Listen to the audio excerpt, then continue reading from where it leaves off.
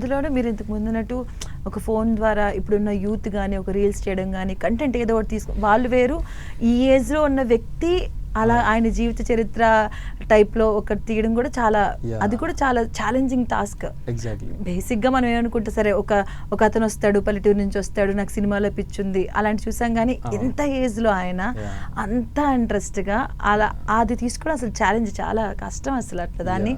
And success కొట్టడం కూడా కష్టం ఇలాంటి సినిమా తీసి. సో దాన్ని మీరు చేసి చూపించారు.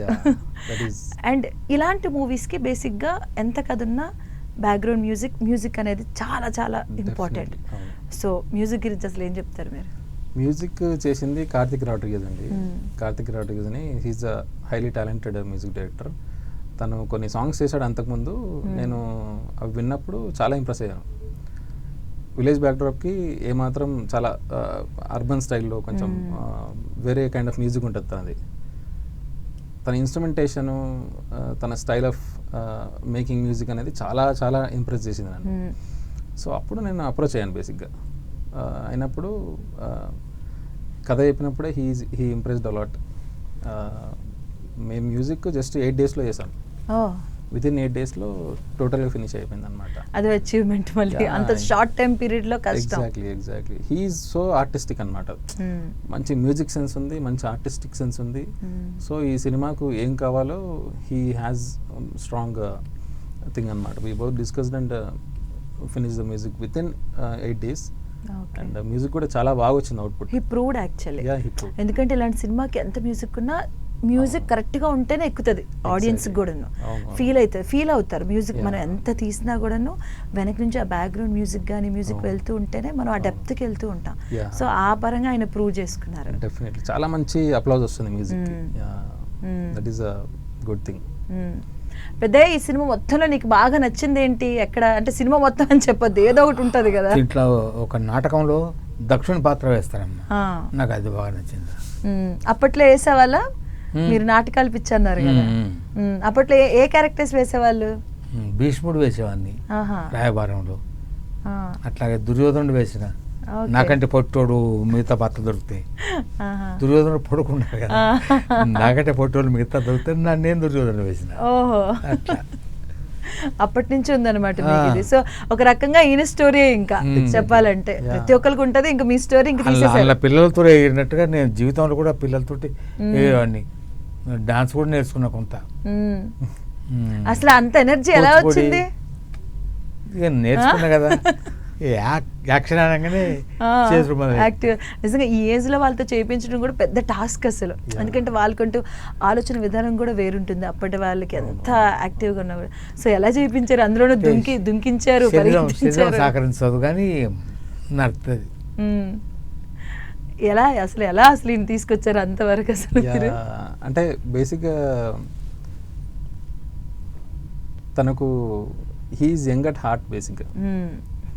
సో ఫిజికలీ ఎంత ఏజ్ అయినప్పటికీ ఆ హార్ట్ అనేది డామినేట్ చేసింది బేసిక్గా. అట్లా చాలాసార్లు మేము కూడా సెట్లో షాక్ అయ్యేవాళ్ళం అనమాట. చాలా ఎనర్జీ పెడతాడు. సో సినిమా అంటే మామూలుగా రెస్పెక్ట్ ఉంటే అది అవ్వదు. ఎందుకంటే లేట్ నైట్ కూడా ఉంటాయి. ఎగ్జాక్ట్లీ. మనం ఎంత మన మైండ్ సహకరించినా మన బాడీ కూడా సహకరించాలి.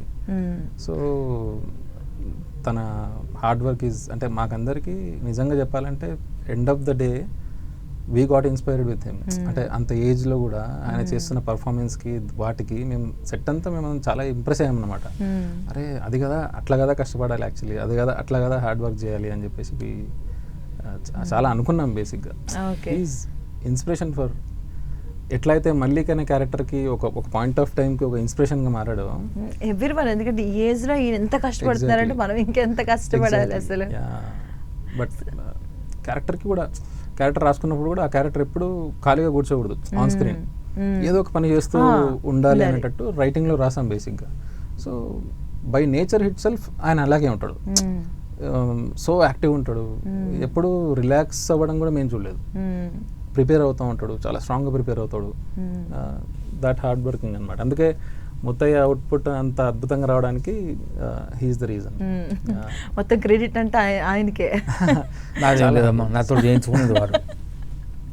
మొత్తం ఆయన మొత్తం క్రెడిట్ మీకు ఇస్తుంటే మీరు మొత్తం ఆయన క్రెడిట్ అంటారు. అందేది టీం వర్క్, మూవీ అంటేనే టీం వర్క్ అసలు. అండ్ తనతో పాటు ఆ మల్లి అనే క్యారెక్టర్ అరుణ్ కూడా అసలు వీళ్ళిద్దరిదే బాగా పండుతుంది మూవీలో అసలు. Exactly, ఎందుకంటే exactly. తాత మనడు ఎలా ఉంటారు, అవును అవును అది అనుకోవడం కానీ, ఆ క్షణంలో మెంటల్ గా సపోర్ట్ చేయడం కానీ, ఎనీథింగ్ ఏదైనా సరే. నాకు వీళ్ళ రిలేషన్షిప్ గురించి ఫీడ్బ్యాక్స్ చాలా వచ్చినాయి. ఏ వెబ్సైట్ చూడండి, ఎవరు చూడండి, వీళ్ళ ఫ్రెండ్షిప్ గురించి చాలా బాగా మాట్లాడారు.